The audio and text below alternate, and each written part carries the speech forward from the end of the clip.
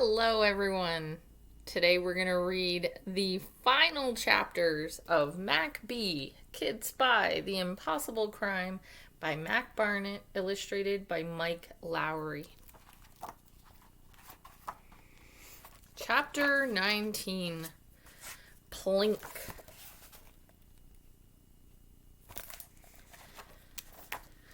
It was hard getting back to sleep, with a deadly snake rattling around and a priceless urn in the corner.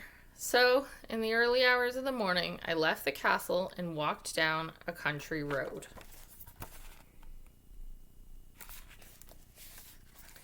I don't know how long I walked, past paddocks and barns and crumbling stone walls. The sky grew lighter. My mind kept returning to the mystery of the tower cell. How had Youngblood done it? Broken into the room and escaped with the jewels. The cell contained only a table, a crown, a scepter, an orb, a man, an axe, and me. I stuffed my hands in my pockets and kicked gravel while I walked. A table, a crown, a scepter, an orb, a man, an axe, me.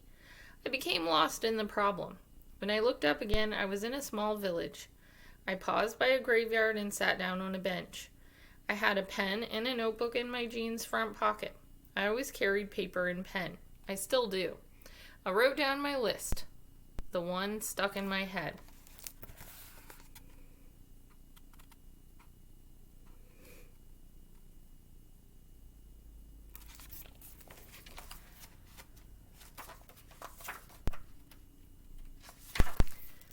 I looked at my list and thought hard.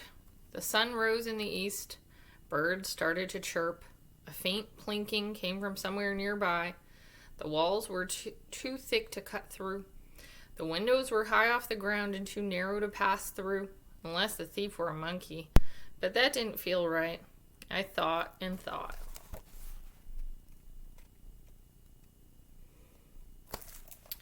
Nearby, someone or something plinked and plinked.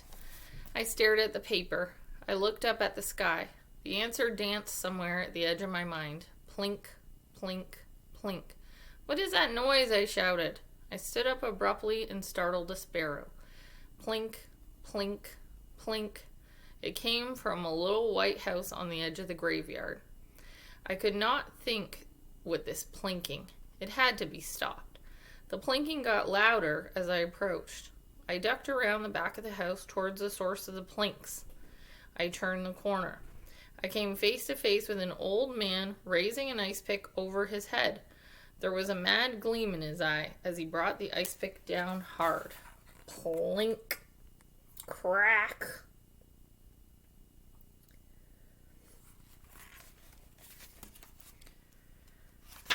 Chapter 20. Misdirection. I should probably say that between me and the man, there was a large block of ice. Plink. Excuse me, sir, I said, but what the heck are you doing? There's the man. The old man lowered his pick and smiled at me. Making ice sculptures, lad. I saw then that his backyard was full of things carved from ice.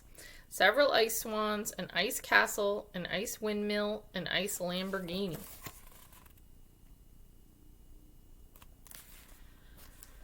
The one he was working on now curved round and rose high in the air like a cobra about to strike. Well, I said, do you think you could please keep it down? I'm a secret agent and I'm trying to solve a tough case.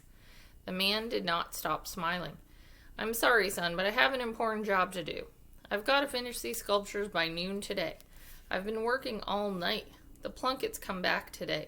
They're having a party up at their castle. Oh, I said, that's where I'm staying.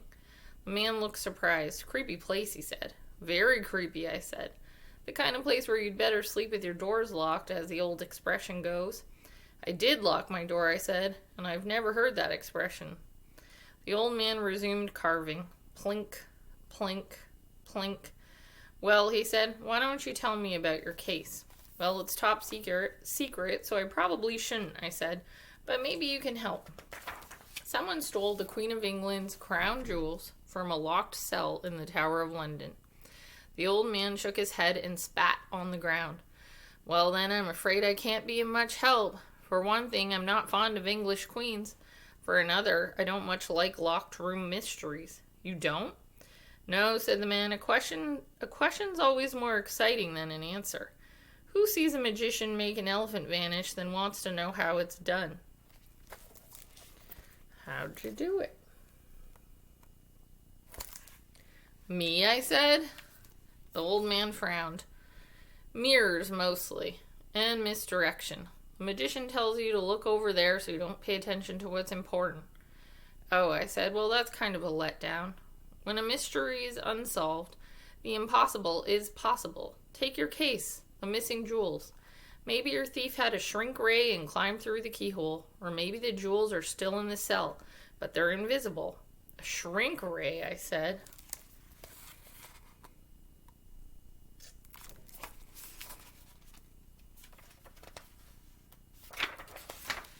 Yes, but it won't be a shrink ray, said the old man. When you solve the mystery, it'll be some simple explanation, one that's been in front of your face the whole time.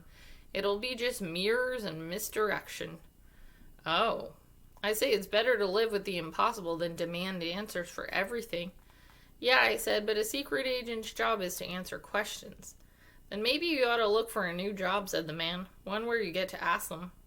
He smiled at me cryptically. Well, he said, I've got to get back to work.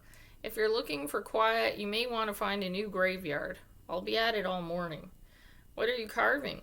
A nice staircase, he said. Oh, I said, I thought it might be a giant snake. He spat again. I dislike snakes even more than I dislike English queens. I don't like snakes either, I said. Someone tried to kill me last night by putting a cobra in my room. Ah, said the old man, the life of a spy. I guess, I said. Another good reason to change jobs, said the old man. Well, you best get to thinking while I get to plinking. Sounds like you've got 2 locked room mysteries to solve. What? You said you locked the door to your room. How'd the snake get in? I stared at the old man, and I looked down at my notebook. I know how he done it, I said. How who done it, said the old man. Thank you, sir, I said. My heart was beating fast. Please, said the old man, don't call me sir. It makes me feel old. He held out his hand. The name's Blood. Jerry Blood.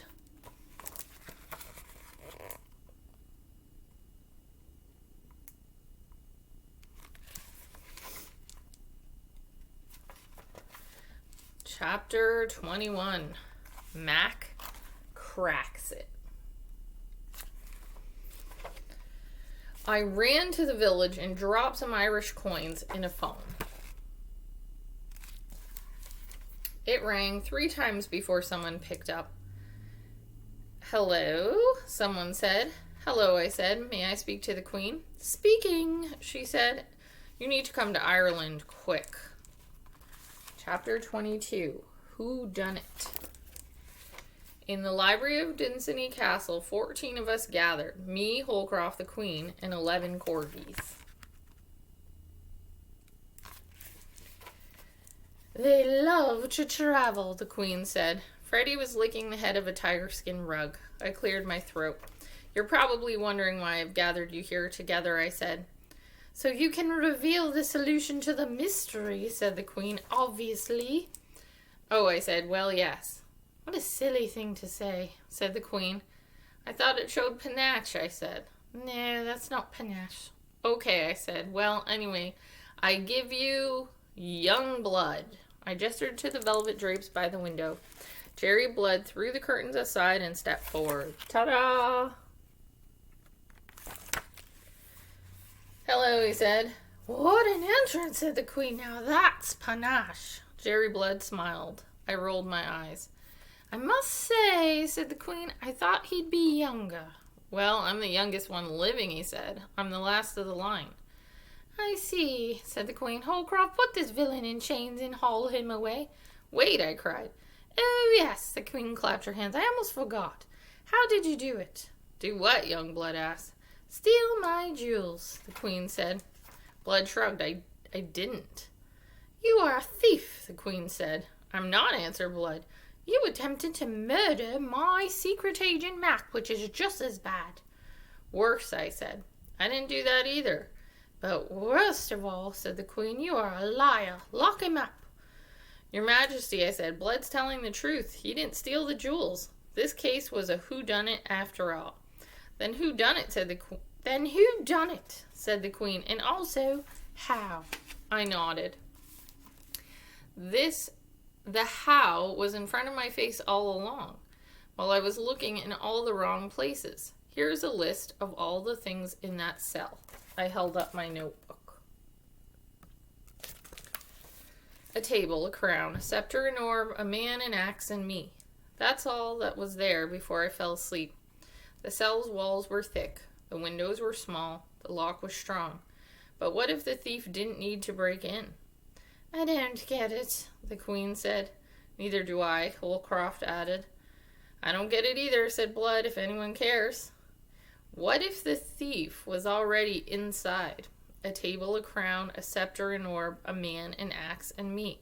It was you, the Queen said. Holcroft, arrest this child. Gladly, Holcroft said. Wait, I said, it wasn't me either. Oh dear, said the Queen, do tell us who done it. Holcroft done it, I said. I pointed at the beefeater. Outrageous, Holcroft said. The Queen frowned. I must say, I agree. Why would Holcroft do such a thing? Holcroft guards the jewels. His family's been beefeaters going back 12 generations. Precisely, I said. Your Majesty, would you please read the threatening letter you got one more time? Gladly. The Queen put on her glasses. Tomorrow night I will get what my great-great-great-great-great-great-great-grandfather did not. I will not be stopped. We've been waiting 318 years.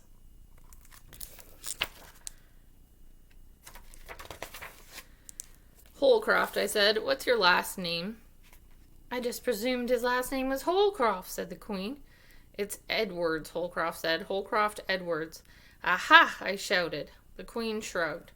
So what? Holcroft's great-great-great-great-great-great-great-great-grandfather was Talbot Edwards, I said. The man who was stabbed stopping blood and never paid by the king. The Queen broke into applause. Then she stopped clapping suddenly. That's the whodunit, she said, and the why-done-it too. But how about the how? How did Holcroft get the jewels out of the cell while you slept? When you woke up, the crown jewels were gone. No, I said. They were still in the room. They were not, said the Queen. The table was bare. That's because Holcroft had stuffed them down the front of his pants. The Queen looked horrified. Sorry, I said. Down the front of his trousers. Of course, said the Queen. Wow, said Blood in the corner. Ma'am, Holcroft said, this is outrageous. How can you believe a thing this little brat says? This is a bundle of lies. I'm sorry, ma'am, for what I do next. Holcroft undid his belt. His pants fell to the floor.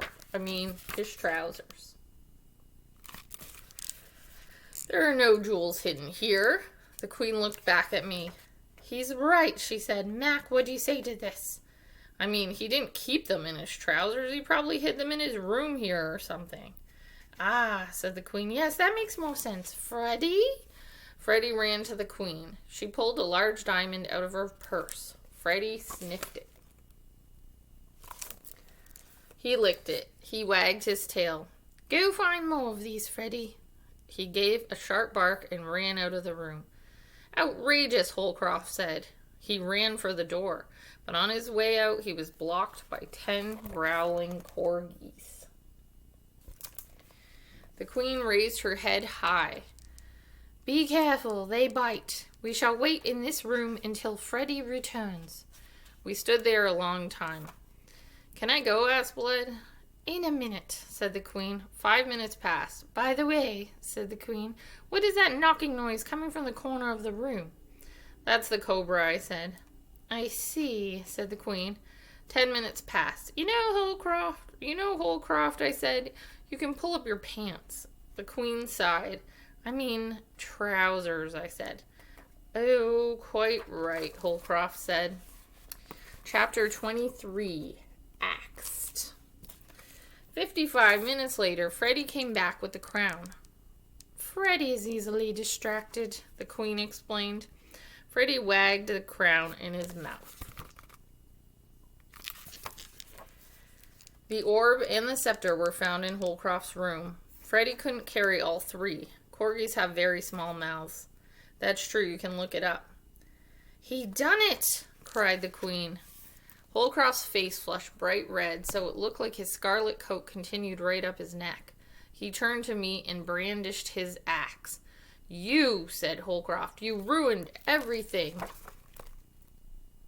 There he is. I backed into a corner of the library as Holcroft slowly came towards me. His expression was twisted, mad with rage. I tried to stop Holcroft by pulling books off the shelf and throwing them at his head, but unfortunately the section I was in contained only paperback mysteries. Holcroft licked the blade of his axe. Nice cold, he said. The Queen laughed. I don't get it, I said. That's panache, she said. I didn't know you had it in you, Holcroft. I held a flimsy orange book before me like a tiny shield. The Queen frowned and cleared her throat. Holcroft, place yourself under arrest, said the Queen. That is an order. Holcroft straightened his back. Yes, ma'am, he said. He dropped his axe and handcuffed himself to the radiator. The Queen straightened her crown, turned to me and smiled. Well, that's sorted. Well, that was certainly interesting. There was no doubt about it. She had panache.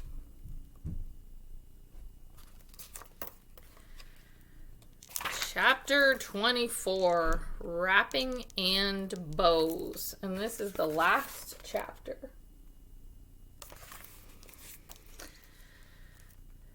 I should never have presumed the thief was blood, said the Queen. It's just like what my father, the King of England, used to say. When you presume, you make a press out of you and me. A press, I asked. A president, said the Queen. And I am no president, I am a queen. The Queen looked at a fancy watch on her wrist. Well, it's getting late. I suppose there's no point in returning home before the Plunkett's party, is there? They always serve such wonderful food, and this time they've commissioned a, what did you call it, mini golf course out of ice. I don't have an invitation, but I'm sure they would be delighted if I attend. If I attend, we'll crash their party. Another English invasion, said Blood. What did he just say? Said the Queen. Hey, do you think I could come too? I asked. Why not? Said the Queen. The more the merrier. Typical, said Blood. And so we all played a game of mini golf in Ireland, while Holcroft played a game of solitaire in jail. And then I played my Game Boy on a long flight home. When I got back, my mom was happy to see me. You're missing a lot of school, she said, doing all these missions for the Queen. It's okay, I said. I have straight A's in everything. Except handwriting, she said.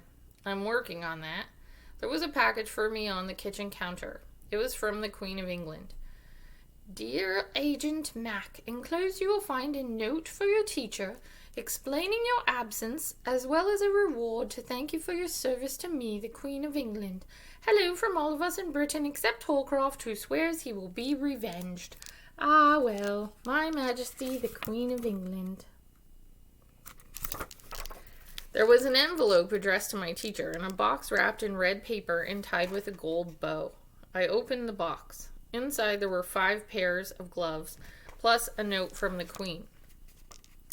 I tried on a pair. They didn't look great. Here they are. And then the note attached to them says, 5 pairs worth of thanks. Just then the phone rang. I ran to the living room and picked it up. Hello, I said. Hello, said the Queen. May I speak to Mac? Speaking, I said. Mac, I meant to ask, how did you do it? How did you crack the case? The snake, I said. When I went to sleep that night, I locked the library door. So how did the snake get into my room? Not through the chimney. The fireplace was lit. Not through the windows. They were sealed shut. Then I realized someone must have brought the snake in through the library door. But you locked it, the Queen said. Yes, that's how I knew it was Holcroft. He had the keys to the house, and he came in to trap the snake without breaking the door down. Yes, but why trap it? Why save your life? He didn't, I said. I told you he only came in once I had the snake caught. He was trying to look innocent because he was guilty. I'm just lucky I solved the case before he was able to stop me. Indeed, said the Queen. So he just unlocked the door. Well, that's a very disappointing solution to a locked room mystery. That happens sometimes, I said. Nevertheless, said the Queen, I feel terrible for putting you in such great danger. Thanks, I said. However, she continued, I'm about to do so again. Mac, I need a favor. I smiled. Okay.